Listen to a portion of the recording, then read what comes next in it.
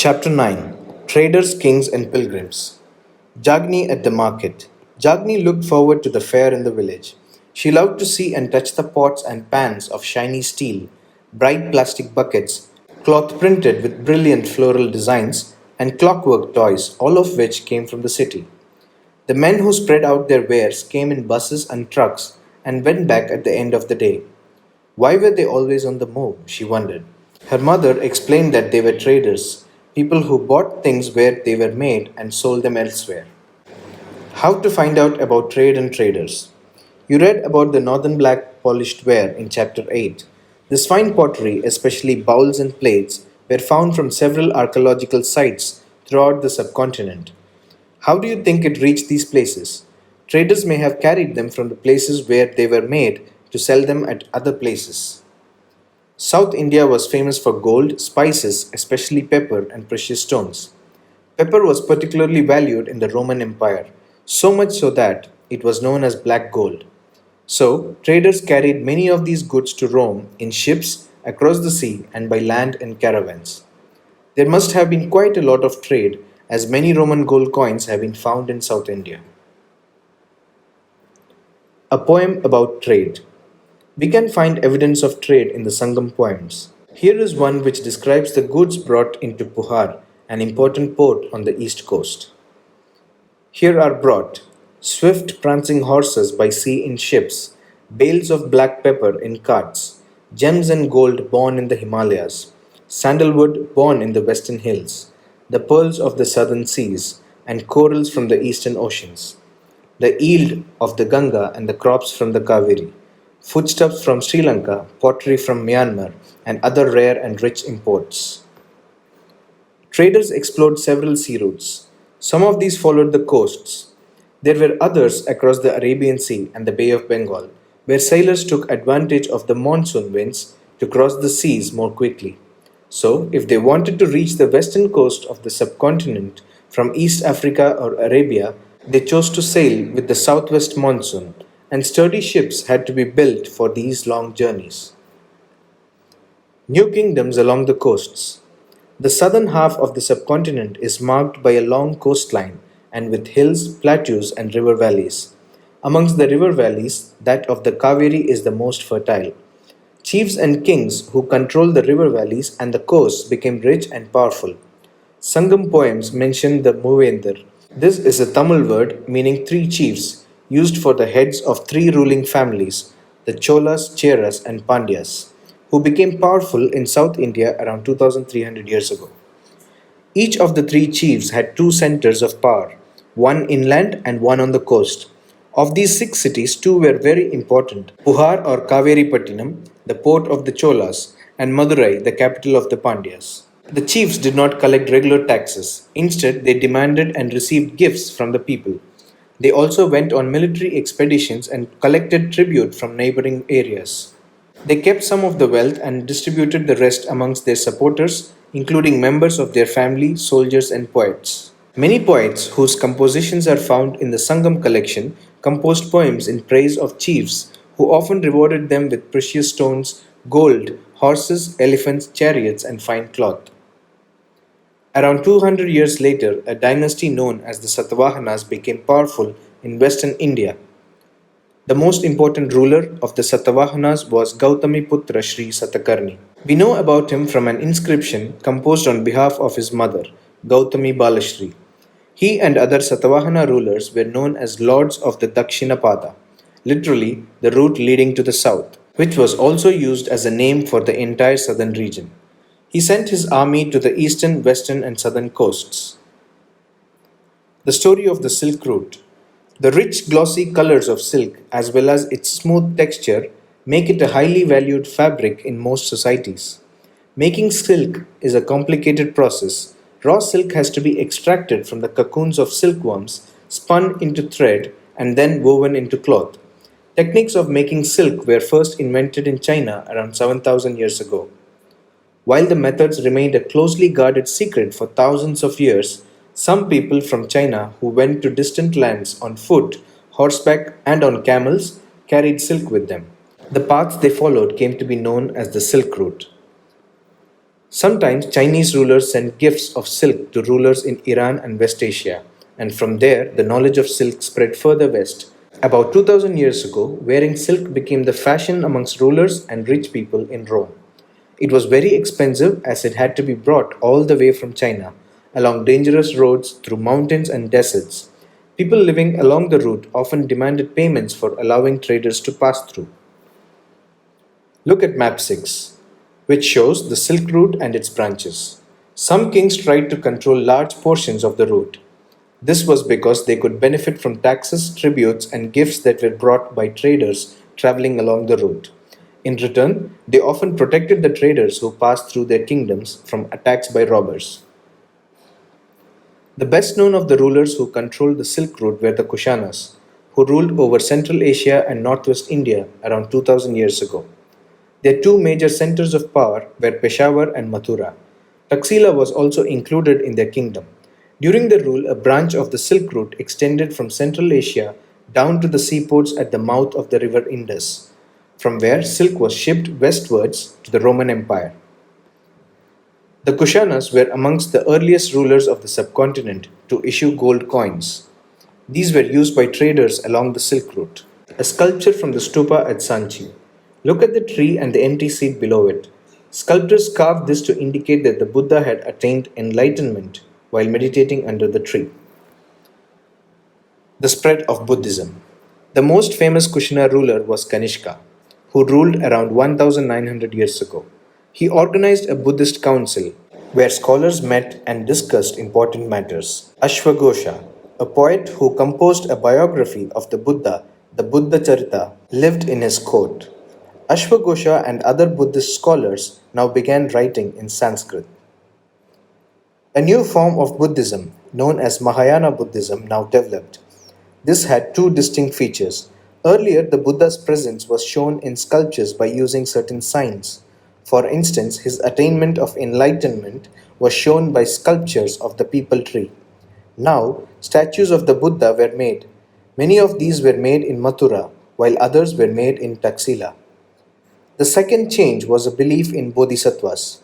These were supposed to be persons who had attained enlightenment. Once they attained enlightenment, they could live in complete isolation and meditate in peace. However, instead of doing that, they remained in the world to teach and help other people. The worship of bodhisattvas became very popular and spread throughout Central Asia, China, and later to Korea and Japan. Buddhism also spread to western and southern India, where dozens of caves were hollowed out of hills for monks to live in. An image of the Buddha from Mathura, an image of the Buddha from Taxila. Look at these and note the similarities and differences that you may find. Some of these caves were made on the orders of kings and queens, others by merchants and farmers. These were often located near passes through the Western Ghats. Roads connecting prosperous ports on the coasts with cities in the Deccan ran through these passes. Traders probably halted at these cave monasteries during their travels. Buddhism also spread southeastwards to Sri Lanka, Myanmar, Thailand, and other parts of Southeast Asia, including Indonesia. The older form of Buddhism, known as Theravada Buddhism, was more popular in these areas. The quest of the pilgrims. As traders journeyed to distant lands in caravans and ships, pilgrims often traveled with them. Pilgrims are men and women who undertake journeys to holy places in order to offer worship.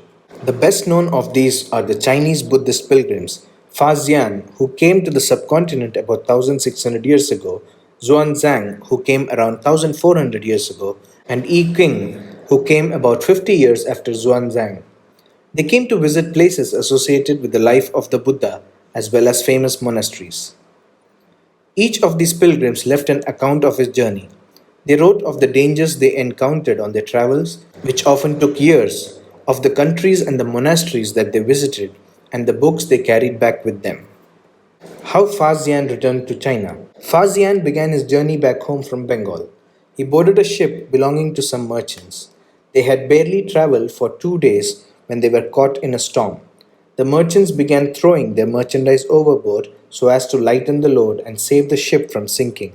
Faxian threw away his meager personal belongings but clung to his books and the statues of the Buddha that he had collected.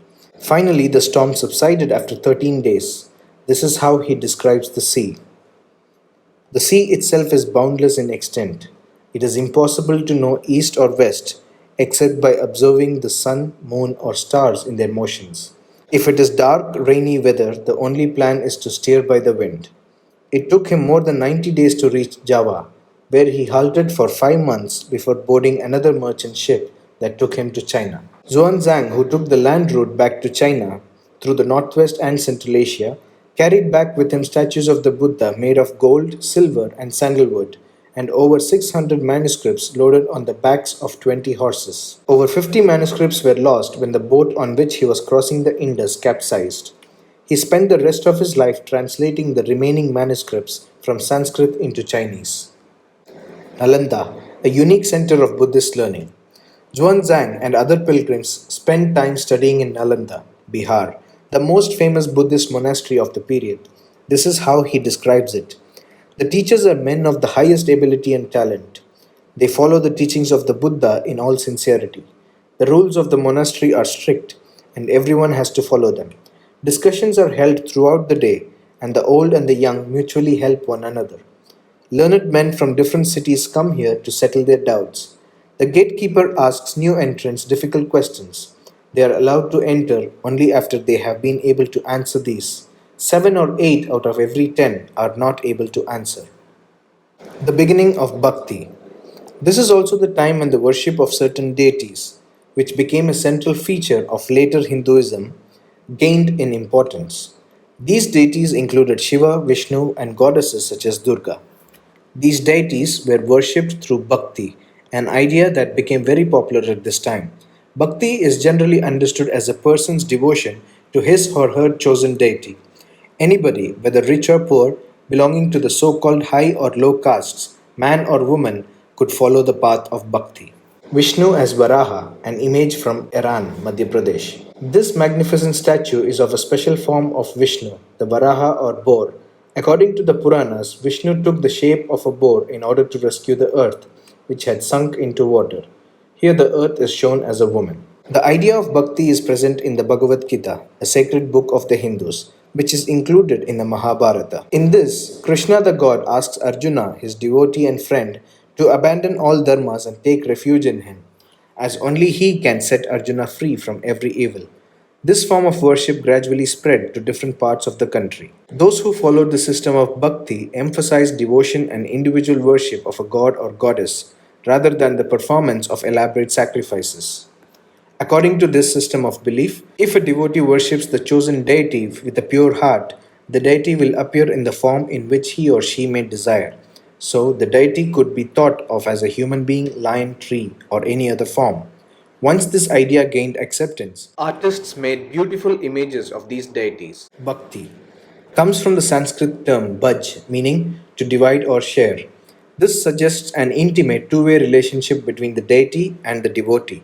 Bhakti is directed towards Bhagavat, which is often translated as God, but also means one who possesses and shares bhaga, literally good fortune or bliss. The devotee, known as the Bhakta or the Bhagavata, shares his or her chosen deity's bhaga. A poem by a Bhakta.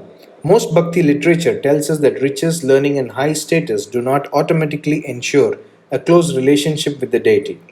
This is part of a poem composed in Tamil by Appar, a devotee of Shiva who lived about 1400 years ago. Appar was a Vellala, the leper with rotting limbs, the man who is regarded as slow by the Brahmin, even the scavenger. Even these men, if they are servants, that is devotees, of him who shelters the Ganga in his long hair, that is Shiva, I worship them, they are gods to me. Because the deities were special, these images of the deity were often placed within special homes, places that we describe as temples. You will learn more about these temples in chapter 11. Bhakti inspired some of the best expressions in art, sculpture, poetry, and architecture. Hindu. The word Hindu, like the term India, is derived from the river Indus.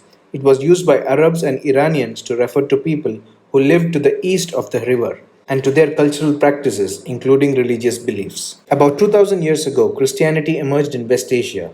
Jesus Christ was born in Bethlehem, which was then part of the Roman Empire. Christ's teachings were that he was the savior of the world. He also taught people to treat others with love and trust others, just as they themselves wanted to be treated. Here are a few verses from the Bible, the holy book that contains the teachings of Christ. Blessed are those who hunger and thirst for righteousness, for they shall be filled. Blessed are the merciful, for they shall obtain mercy. Blessed are the pure in heart, for they shall see God. Blessed are the peacemakers, for they shall be called sons of God. Christ's teachings appealed to ordinary people and spread through West Asia, Africa, and Europe. The first Christian preachers came from West Asia to the west coast of the subcontinent within 100 years of Christ's death. The Christians of Kerala, known as Syrian Christians because they probably came from West Asia, are amongst the oldest Christian communities in the world. Some important dates: about 7,000 years ago, discovery of silk making. About 2,300 years ago, the Cholas, Cheras, and Pandyas. About 2,000 years ago, growing demand for silk in the Roman Empire. About 1,900 years ago, Kanishka, the Kushana ruler. About 1,600 years ago, Faxian comes to India. About 1,400 years ago, Xuanzang comes to India. Upper composes devotional poems in praise of Shiva.